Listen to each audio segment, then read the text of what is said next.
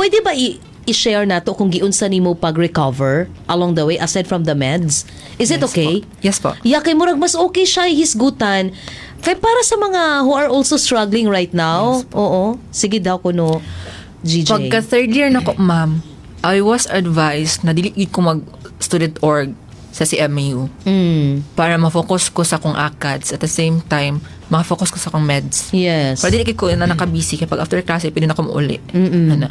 So nagundang jud ko ato og org sa CMU sa sulod. Oh. That Like unsa nga mga orgs?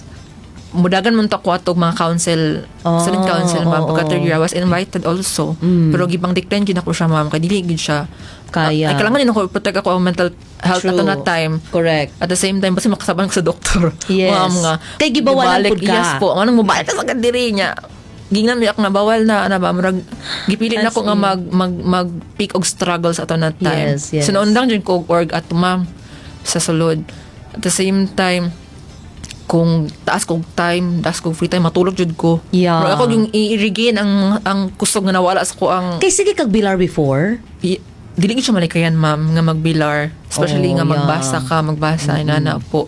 Di man sa pasabot nga kaning tigbasa gid ko kaayo, ma'am, pero needed gid siya sa Yeah, kurso. needed labi na sa imong course. Yes Kay more po. on, di ba, mga words, nga na. Magbasa gid ka. Magbasa dapat. Yes po. So niundang jud ko og org ato, isa to siya sa nakatabang sa kuha nga mo calm ko kay kung naka sa org, ma'am, stress ba igud ka sa org works at the same tinuod. time sa imong constituents. Mahimo magong siyang Oo. karibal sa imong Karibal studies. gid siya sa imong studies. At the same time, dungag siya stress imong gyud kana.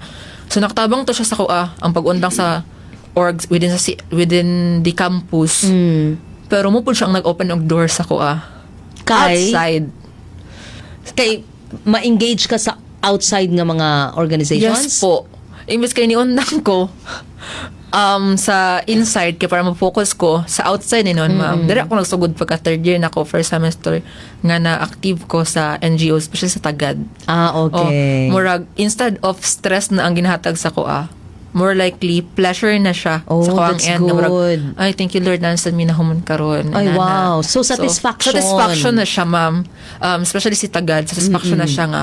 Kabitang, gabi ka, naubos gid ako ang self-esteem pagka second year na ko, ma'am. Oh. Gabi gid siya down akong confidence ato, especially sa ACADS. Like, maulaw na gani ko nga mo speak up sa klase. Tungod sa... Kung kitaas lagi imong standard. taas akong standards sa akong self. Sa imong self. Pero, dili, mantay na naka-bright. So, dapat gid mo double, ano ba? Murag, Yes. sobra gid siya, ma'am. So, nakatabang gid og dako si Tagad sa Yeah, kuha. that's Especially nga, good. gisaligan ko og dagko nga mga trabahoon. Kay, ang ako apong committee, which is ako ang chairperson na ng committee, ma'am, kay, siya ang pinakabugat sa tanan committees within the NGO. I Ana see. NGO. Kay, more on, ikaw man gud mosulat sa mga polisiya nga i-propose sa inyong LGU. So, isa gid siya if mapataka ka. And, Yeah. dato na ko narigin akong self-confidence, ma'am. Nga. So, ka na gid siya ang naka-help sa imong Nakahelp gid siya sa kuha, ma'am, nga.